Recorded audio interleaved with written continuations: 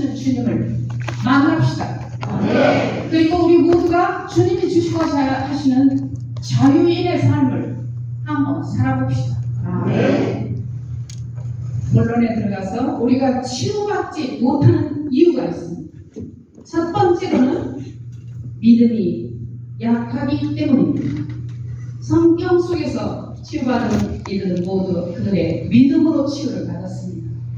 마태복음 9장 20절에 12해 동안의 혈류증을 앓는 여인, 마르코복음 10장 24, 26절에 에리코의 눈머리, 그리고 누가복음에 나병 환자 10명, 마르코복음에 중풍병자, 그 외에 많은 그러한 병든 이들이 어떻게 치유를 받았냐? 하나님에 대한 믿음으로 우리 치유를 받았던 거예요. 그래서 믿음이 약하면 우리는 치유받지 못합니다. 내가 어떤 환경과 어떤 상황 속에서 있다 하더라도 하나님은 기필코 나를 세워주시고 고쳐주시고 회복시켜 주실 것이라는 믿음이 전제하에 내게 있어야 주님은 우리에게 오셔서 고쳐주시고 바꿔주시고 풀어주시고 하신다는 것입니다. 마태복음 14장 13절 이하의 말씀을 보면 예수님께서 빵 5개와 물고기 5마리로 장정만도 5,000명을 먹이시고도 빵 12강주리가 남은 것을 제자들은 봅니다. 그리고 제자들을 먼저 호수 건너편으로 가게 하신 후에 예수님 혼자 산에 오르셔 저녁 때까지 예수님은 기도를 하십니다. 이때 마침 맞바람이 불어서 제자들이 타고한 파도가 시달리고 있었습니다. 이때 제자들은 겁에 질려서 유령이다 하고 소리를 지릅니다. 예수님께서 그들에게 말씀하십니다. 용기를 내라. 나다. 두려워하지 마라. 이렇게 말씀하십니다. 우리 삶 안에 두려운 문제가 시시때때로 다가옵니다. 이럴 때마다 우리는 예수님에 대한 믿음과 신뢰가 있어야 합니다. 그러면 예수님이 너 두려워하지 마. 내가 너를 지켜줄 거니까. 내가 너를 건져줄 것이니까. 이렇게 말씀을 하십니다. 그런데 우리는 그 두려움에 그냥 떨고 있는 거예요. 우리가 예수님을 믿는 이유는 무엇입니까? 이 험난한 세상에 내 힘으로 살 수 없기 때문에 도저히 어둠의 세력이 하나님과 가까이 가지 못하도록 회방꾼 노릇을 하기 때문에 우리는 주님을 믿고 기도하는 사람들입니다. 그런 믿음이 우리 안에 있어야 합니다. 근데 베드로는 이 기적 사건을 보고도 두려워서 어쩔 줄을 모릅니다. 그때 예수님께서 말씀하십니다. 베드로가 주님 저를 좀 구해 주십시오 하고 큰 소리를 칠 때 예수님께서 바로 손을 내밀어서 이 믿음이 약한 자야 왜 그렇게 의심을 하느냐 이렇게 말씀을 하십니다. 믿음이란 외부 자극에 의한 영적 반응입니다. 어떤 것이 우리 삶 안에 휘몰아친다 하더라도 주님께서 내 편을 되어주시오. 나를 지켜주시오. 나는 이대로 쓰러지지 않아. 이대로 내가 망한 채로 있지 않아. 이렇게 우리가 마음을 다잡으면서 주님께 신뢰하면서 기도할 때 주님께서는 우리를 건져주시고 꺼내주십니다. 우리는 새로운 피조물이 되었습니다. 그렇지 않습니까? 새로운 피조물이 되었습니다. 그렇기 때문에 우리 안에 일어나는 여러 가지 반응에 대해서 좌지우지해서는 안 된다는 것입니다. 이 훈련이 필요합니다. 예수를 믿으면, 나만 믿으면 인생 내내 너 죽을 때까지 세상에서 고통을 하나도 받지 않아. 성경 어디를 봐도 단 한 자도 없습니다. 예수님은 요한복음 16장 33절에 너희는 세상에서 고난을 받을 것이다.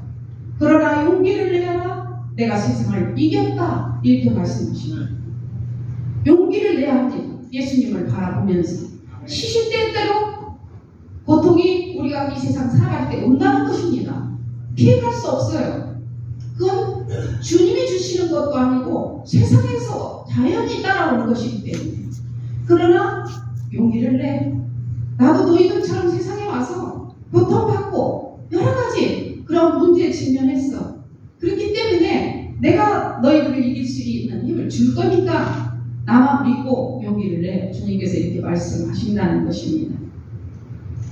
이처럼 우리는 여러 가지 문제가 올 때 의심이 되고 나약해지고 하나님과 붙잡았던 손을 놓아버리는 경우가 너무도 많이 있습니다. 그리고 성령기도에 제가 지금 25년째 봉사를 하고 있어요. 어느 단체도 들어가지 않고 저는 성령기도에서만 봉사를 하고 있습니다. 어려움이 있어서 성령기도에 잠깐 나와서 잠깐 짧은 시간에 해결을 보고자 나오는 일들이 너무도 많이 있어요. 그런데 기도에도 아무 반응이 일어나지 않으면 여기도 아닌가 보다 하고 떠나서 다른 단체로 가버리는 경우가 많이 있어요. 끝까지 인내하지 않으면 안 됩니다. 저는 25년간 물론 주님에게 믿음이 있고 신뢰를 했기 때문에 가정의 묶인 문제는 모두 다 풀어주셨어요. 참고로 저는 가정의 경제적인 파탄 때문에 저희 장부하고 이혼했던 사람입니다. 그런데 하나님께서 다시 살게 해주셨어요.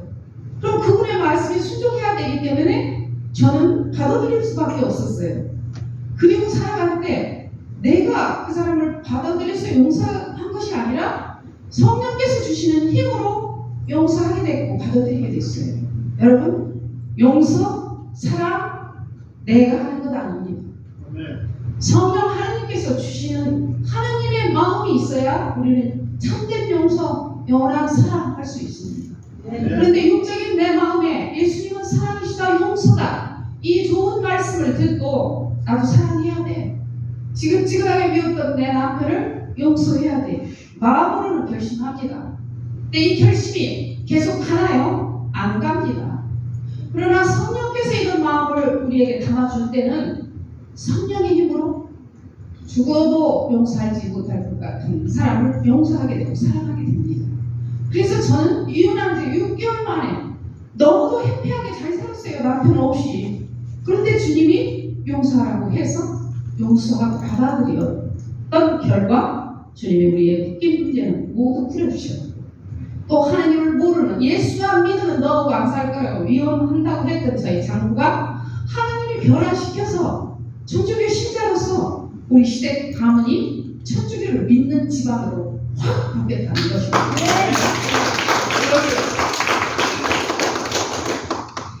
내가 치유받지 못하고 무엇 때문에 치유를 받지 못하고 있는지 올해는 우리의 마음을 성찰해 봐야 될 것입니다. 분명히 나는 회복된다. 우리 가정의 경제도 관계도 자식도 모두 치유된다. 나의 질병도 치유된다. 믿으십시오. 히브리서 11장 1절에서는 믿음은 우리가 바라보는 것들의 보증이며 보이지 않는 것들의 실체들의 확증이라고 말씀하셨습니다. 6절에 가서는 믿음이 없이는 하나님의 마음에 들 수가 없다고 말씀하셨습니다. 우리가 치유받지 못하는 이유는 두 번째로 악행을 계속했기 때문입니다. 이 악행이라는 것은 꼭 나쁜 짓만을 뜻하는 것이 아니라고 저는 묵상 있습니다. 악행은 하나님의 뜻을 거역하는 것을 악행이라고 할 수 있습니다. 호세아서 7장 1절에 보면 이스라엘의 병을 고쳐주시려고 할 때마다 에프라임의 죄와 사마리아의 악행만 드러난다고 말씀하십니다. 그들이 거짓을 일삼기 때문이라고 말씀하십니다. 하나님께서는 북이스라엘의 죄악을 고치시려고 예언자들을 보내십니다. 그리고 그 예언자를 통해서 경고하십니다. 그러면 그럴수록 그들은 주님의 말씀을 들으려고 귀를 기울이지 않습니다. 그리고 그들의 악행이 노골적으로 드러납니다. 여기서 에프라임은 북이스라엘 전체를 상징을 하고 사마리아는 그 나라의 수도로서 도덕적 부패의 중요한 장소를 말하는 것입니다. 그들은 거짓을 일삼고 악행을 저지르고 있었습니다. 7장 1절에 가서는 아내는 도둑이 들고 라고 상습적으로 그리고 남의 집에 침입하여 도둑질을 일삼는 것이고 바깥에는 강도떼가 들끓는다 그렇게 말씀을 하십니다. 전능하신 하나님께서는 인간의 마음의 생각까지도 꿰뚫어 보시는 분이십니다. 우리의 품은 생각까지도 아시는 분이십니다. 내 머리카락이 몇 월인지 다 알고 계시는 분이십니다. 그러나 북이스라엘 백성들은 하느님을 그들의 마음속에서 완전히 제거해 버립니다.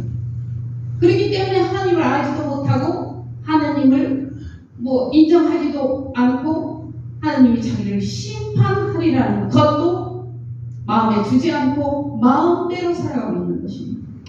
그리스도를 믿는 우리들, 하나님 안에서 하나님의 뜻에 따라서 우리는 살아가는 사람들입니다. 특히나 성령기도의 가족들은 특히나 하나님이 가장 저는 예뻐하신다고 믿습니다. 아멘. 하나님을 만나서 결국에는 하나님의 도구가 돼서 세상에 나가서 나는 하나님을 만나서 하고 복음을 선포하는 선포자가 여러분이 되신다는 것입니다. 아멘. 이처럼 북이스라엘은 개인적이고 집단적인 온갖 악행들이 판을 치고 있습니다. 그들은 하나님의 치료를 거부합니다. 그 치유가 받지 못하는 이유가 하나님의 뜻을 거부했기 때문입니다. 우리는 치유받기 원하면서도 북이스라엘처럼 계속 하나님과 일치되지 못하는 삶을 살고 있는지 성찰해 봐야 됩니다. 내가 어떻게 하는 것이 하나님의 마음에 들까? 그리고 이는 내 마음에 드는 아들이라고 예수님에게 말씀하신 것처럼 나도 어떻게 해야 예수님이 너는 내 마음에 드는 딸이다, 아들이다, 이 소리를 내가 들을 수 있을 것인가? 이게 왜 목숨을 걸어야 돼요?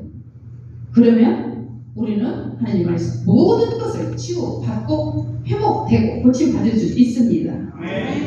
호세아서 10장 12절에서 말씀하십니다. 너희는 정의를 부리고 신유를 거두어라. 그리고 너의 묵혀둔 땅을 갈아엎어라. 지금이 주님을 찾을 때다. 그가 와서 너희 위에 정의를 비처럼 내릴 때까지 말씀하십니다. 회개를 촉구하십니다. 회개는 사순 때 한 번 하는 것이 아닙니다.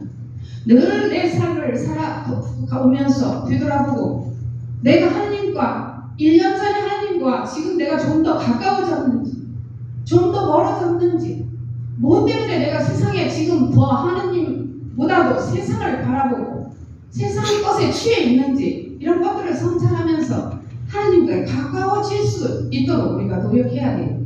마음의 중심을 보시는 하나님께서 이렇게 살려고 하는 우리에게 얼마나 좋은 것을 주시겠습니까? 아멘입니다. 그렇다면 하나님께 치유를 받으려면 우리가 어떻게 해야 되느냐? 주님의 말씀을 받아야 됩니다. 지에서 16장 12절에 보면 그들을 낫게 해준 것은 약초나 연고가 아닙니다. 그것은 모든 사람을 고쳐주는 하나님의 말씀입니다. 아멘. 말씀을 받으면 우리는 치유를 받을 수 있습니다. 우리의 마음이 질병이나 사탄에게 묶이는 것이 아니라 바로 하나님의 말씀에 우리는 묶여야 된다는 것입니다. 말씀을 받아서 치유받은 자를 보면 요한복음 5장 5절에서 보면 38년 동안이나 병고에 시달리고 있는 여인이 있습니다. 그 여인은 언제부터 그 행각에 나와 있는지 알지 못하지만 다만 그의 병이 중증이었다는 것과 회생의 가능성이 전혀 없다는 상태였다는 것만을 알 수 있습니다. 누구보다도 주님의 도움이 절실하게 요청되는 상황임을 우리는 알 수 있습니다. 38년이란 긴 세월 동안 병과 싸우고 있었으니 그 여인의 몰골이 말이 아니었을 것입니다. 그러나 예루살렘에 오신 예수님은 바로 이 여인을 찾아가십니다. 주님은 가만히 앉아 있어도 내가 주님의 마음에 드는 일과 행동을 하면 내가 주님께 달려가지 않아도 주님은 나에게 찾아오십니다. 마리아야, 글라라야, 너 지금 힘들지? 얼마나 힘드냐? 내가 그 모든 것을 알고 있어. 내가 너를 일으켜 세워줄게. 그리고 너를 고쳐줄게. 주님은 이러면서 우리에게 달려오신다는 것입니다. 38년 병자에게 주님이 말씀하십니다. 건강해지고 싶으냐? 이렇게 물어볼 때 선생님, 우리 출렁거릴 때 저를 물속에 넣어줄 사람이 없습니다. 그리고 제가 가는 동안에 다른 이가 나보다 먼저 내려갑니다. 이렇게 하시면 할 때 예수님이 내게 다 왔을 때 여러분도 그렇게 하시라는 거예요. 죽으라고 기도했습니다. 예수님, 나를 좀 제발 살려주십시오. 일으켜 세워주십시오. 예수님께 간청드리는 그럴 때 주님은 우리에게 일어나 내 들 것을 들고 일어나 걸어가라 말씀하시네요. 이처럼 슬프고 우울한 삶을 사는 우리들에게 주님이 오시면 고통이 희망으로 바뀝니다. 절망에서 희망으로 바뀐다는 것입니다. 그리고 원망과 불평이 가득한 삶에서 감사가 넘쳐날 줄 믿습니다.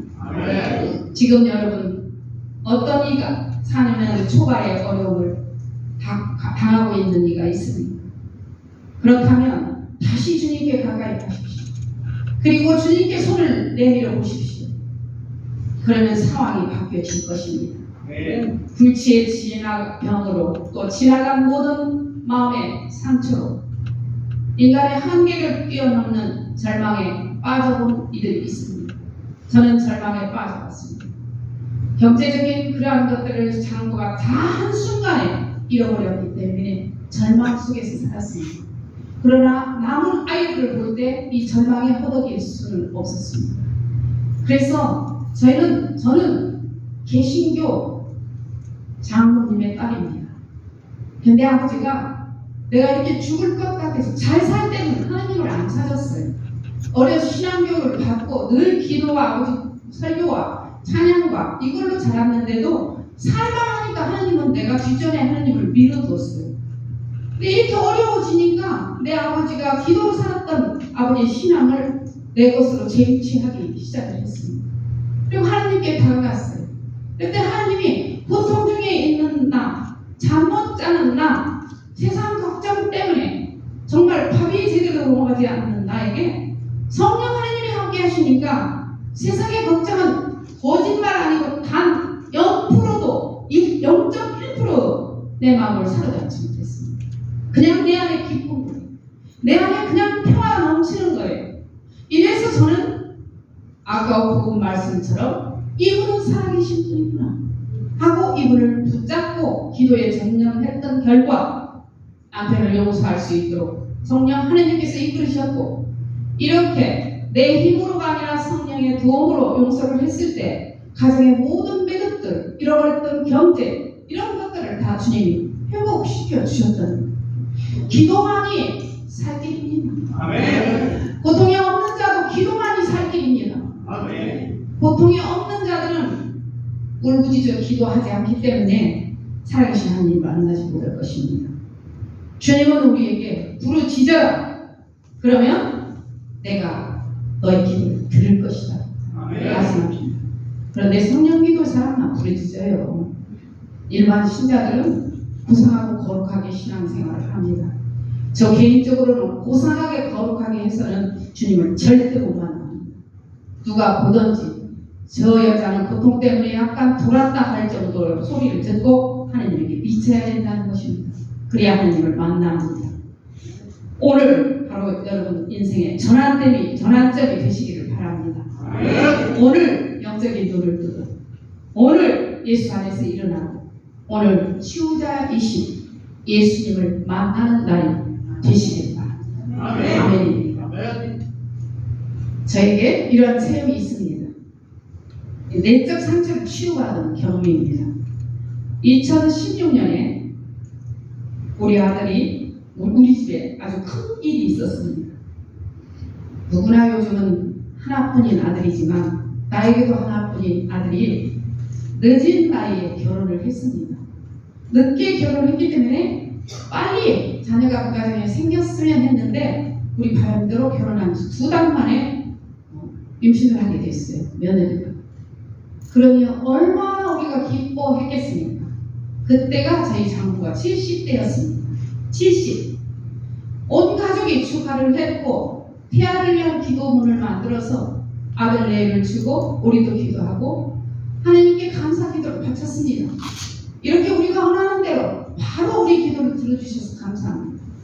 주변에 우리 친척들도 하나님 안에서 저는 미쳤다 소리를 들었습니다. 왜? 내가 세상말로 쫄딱하고 하나님께 갔기 때문에 잘 사는 데 갔다라면 모르는데 쫄딱하고 하나님께 가서 하나님에게 성령 더더군다나 기도에 가서 벙벙 뛰고 다니니까 이제 동생이 미쳤다고 했어요. 그런데 여러분, 하나님께 미치는 미친 사람 아닙니다. 하나님에게 미칠 정도로 매달려야 됩니다. 하나님께 저는 미칠 정도로 그렇게 청년기도회 봉사자로 일을 했어요. 그러니까 그렇게 미치게 다니더니 정말 저 집은 축복을 하나님이 주시나 봐. 결혼한 지 아들 나이 많은데도 이렇게 아들이 주셨네 했어요. 그리고 우리는 이제 그 아이가 태어날 날을 기다리고 모든 출산 준비를 다 마쳤습니다. 아기 방도 꾸며놓고 또 성별은 아들이라고 했습니다. 그러니까 제가 종갓집 장손 며느리거든요. 그 장부가 얼마나 후손이 태어나니까 기뻐서 벙벙 뛰었어요. 그리고 아기가 태어날 날 손부가 기다렸습니다. 그런데 태어날 12일 남겨놓고 저희 아들로부터 전화가 왔습니다. 엄마, 어젯밤에 태명이 보야였었는데 일본에서 가졌다고 보야라고 지었어요. 보야였는데 아기가 누군지 아는데 그래서 병원에 가는 길이야 전화를 했어요. 얼마나 기도를 했겠습니까? 2시간 동안에 체라기도 가기 전에 죽도록 기도를 했습니다. 하나님 꼭 살려주십시오. 당신 안에서 불가능한 일이 무엇이 있습니까? 살려주십시오. 이렇게 기도를 했습니다. 그런데 병원에 간 지 몇 시간 되지 않아서 아들로부터 전화가 왔습니다. 엄마, 숨을 쉬지 않아요. 태중에서 숨이 끊어진 거예요. 그러니 그 얘기를 듣고 얼마나 힘들고 통곡을 했는지, 하나님께 원망을 했는지, 그처럼 당신 일본으로 가라 하는데 어디든 제가 전국이 어디든지 달려갔는데 저에게 어떻게 이룰 수 있습니까? 하고 울고 불고 난리를 다 쳤어요. 그랬는데 바로 그 12일 남겨놓고 세상을 떠난 거예요. 저희 아들로부터 전화가 왔습니다. 저희 장부로부터. 이때 저는 애간장이 녹는다는 것을 체험을 했습니다. 성모님께서 아들 예수님을 떠나보내고 애간장이 녹는다고 하셨는데 정말 그걸 제가 체험했습니다. 창자의 속 안에 있는 창자가 다 녹아드는 아픔이에요. 녹아나는 것, 물이 되어 흐르는 것 같았어요. 그런데 저희 아들이, 저희 장부가 전화가 왔어요. 그날 지구기도회가 있었습니다. 엄마 기도회를 다 마치고 오세요. 그래서 기도회를 마치고 아무 회원들한테 내색을 안 하고 병원에 갔더니 세상에 제왕절개에서 꺼냈는데 숨진 손자로 태어났을 때가 됐는데 얼마나 힘들었겠습니까? 우리 가족들은 사돈네 가족과 병원에서 부둥켜 안고 울었습니다. 통곡을 했습니다. 그리고 가족 회의로 어떻게 회의를 했느냐? 그 다음이 제가 강의 일정이 다 두 군데 잡혀있고 개포 차량 회장이었었는데 그때 개포 차량을 이끌어가야 했고 모교 대치동에 거기 대치동 회장으로 있었기 때문에 대치동도 이끌어가야 했습니다. 그런데 우리 아들과 우리 장부가 당신은 당신의 일을 다 하나님 맡겨주신 일을 해라 해서 그 일을 다 감당했어요. 손자는 어디에 넣고? 냉동고에 넣고. 그리고 이 일을 모두 끝내고 그리고 목요일날 대치동 기도회가 끝나고 이제 연구차가 대치동 성당 앞에 왔어요. 우리 손자 실은 그 관을 차에 싣고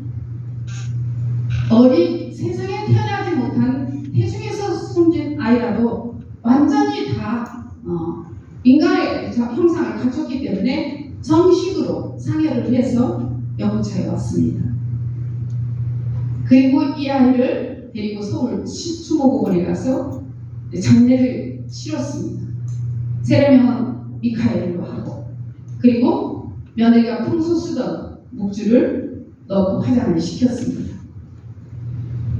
화장을 시키고 따뜻한 유골 한 마리를 내가 품에 안는 순간 정말 따뜻했어요. 저는 깜짝 놀라는 체험을 했습니다. 죽을 것만 같은 내 슬픔, 애감상이 녹을 것만 같은 내 아픔이 정말 내 마음 안에서 분리되어서 아지랑이가 이렇게 올라가는 것처럼 하늘로 올라가는 것을 체험을 했습니다. 깜짝 놀랐습니다. 그리고 손자의 죽음도 하늘 하셨다고 믿는 믿음이 생겼습니다. 그리고 또 기가 막힌 것은 내 안에서 찬양이 흐르는 거예요. 믿어지십니까? 찬양이 흐르는 거예요. 나 어떻게 된 거 아닐까? 이런 생각이 들 정도로 이 안에서 찬양이 막 흐르는 거예요. 마치 다니엘서에 보면 세 젊은이 사드락, 메삭, 아벤노고가 뜨거운 불가마에 던져지면서도 그들은 찬양합니다. 이때 제가 그걸 느꼈습니다. 이들도 이랬을까?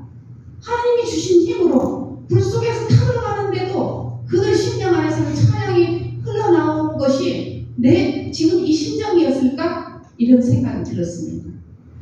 그래서 목요일날 우리는 장례를 치르고 또 6월 함을 우리 집에 안치했습니다.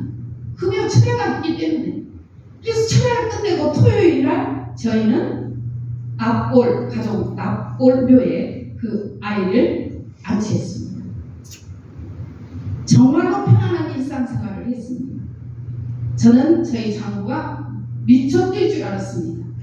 그런데 저희 장부도 우리 아들, 나이 많은 아들을 잃은 그 슬픔도 하나님이 만져주시니 우리 아들도 평안한 상태로 일상생활을 할 수 있게 해주셨습니다.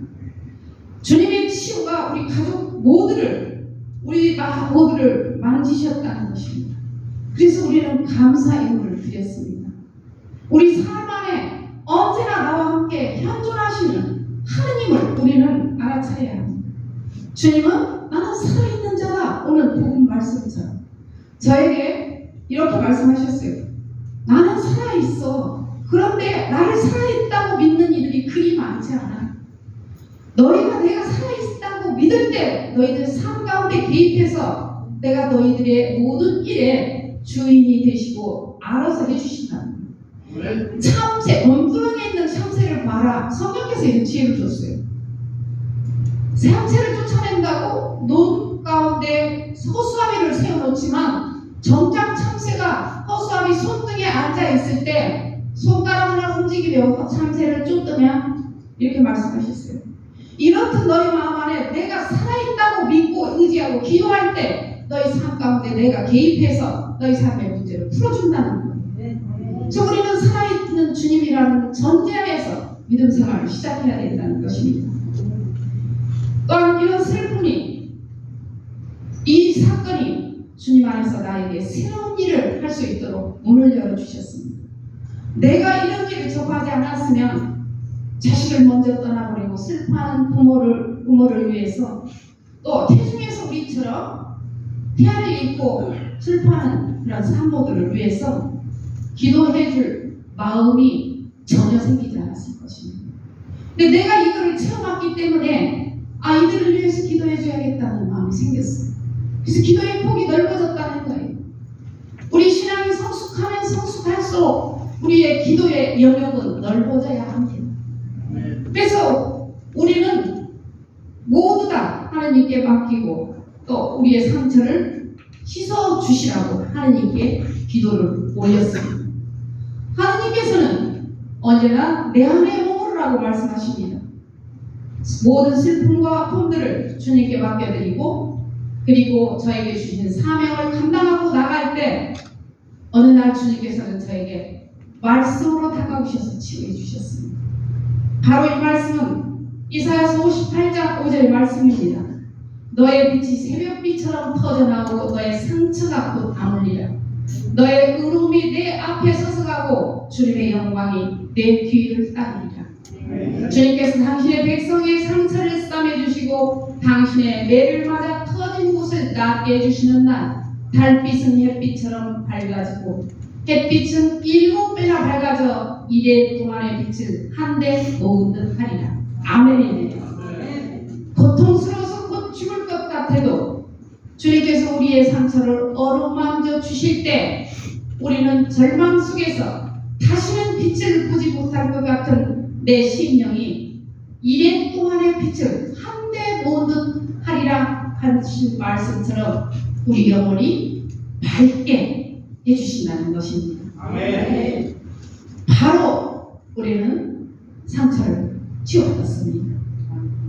동병상련이라는 말이 있습니다.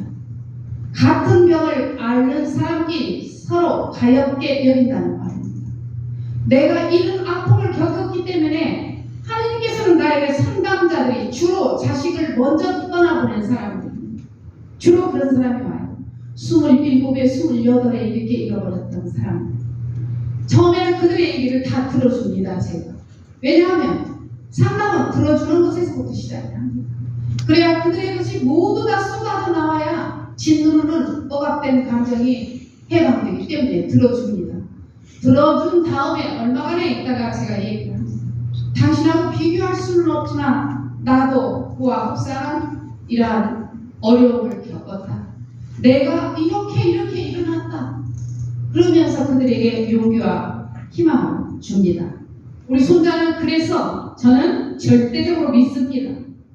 쓸모없는 육에서 이 세상에 7, 80, 90년을 살고 하느님을 알지 못하고 하늘나라에 가지 못하는 백성이 아니라 비록 세상에 태어나지는 못했어도 그를 통해서 내가 하느님의 일을 할 수 있도록 문을 열어주는 하느님의 도구가 됐단 말이에요. 그렇다면 희생양이 된 우리 손자가 어찌 하느님이 그냥 이 땅에 버려주겠습니까? 분명 하느님 품에서 쉬고 있으리라고 믿습니다. 지난 25년 동안 저는 신앙생활 하나님을 만난 이후로 세상을 절대 바라보지 않았습니다. 기도의 끈을 놓아본 적이 없습니다. 원치 않고 크고 작은 문제들이 내가 원치 않는 문제들이 내 삶 안에 그 이후로도 갖가지로 다가왔습니다. 손자를 잃은 후에도 많은 아픔들이 다시 우리 가정 안에 왔어요. 그러나 그때마다 손자를 잃고 그 슬픔 속에서 나를 만져주신 주님을 체험했기 때문에 절대적으로 저는 절망하지 않고 다시 하나님의 손을 붙들었습니다. 이럴 때 주님께서는 나에게 새로운 힘을 주시고 하나님의 은혜로 내 영혼을 덮어주셨기 때문에 언제나 주님의 이름으로 다시 일어날 수 있었습니다. 아멘입니다. 하나님께 치유를 받으려면 정말 우리는 믿음이 있어야 됩니다. 다윗은 바세바를 탐하고 그를 차지하기 위해서 그의 남편 히트트 사람 우리아를 죽음으로 몰아넣은 다음 이 다윗에게 하나님께서 나탄 예언자를 통해서 꾸짖으십니다. 내가 너에게 기름을 부어 이스라엘을 임금으로 세우고 너를 사울 손에서 구해 주었건만 어찌하여 너는 주님의 말씀을 무시하고 주님이 보기에 악한 짓을 저질렀느냐. 내가 이제 너를 거슬러 너희 집안에 재앙을 내리겠다. 이렇게 나탄 예언자를 통하여 하나님이 경고하십니다. 이때 다윗은 바로 무릎을 꿇습니다. 내가 하나님께 주님께 죄를 지었으니 하고 무릎을 꿇습니다. 그 후에 다윗의 아들이 병이 들게 됩니다. 다윗은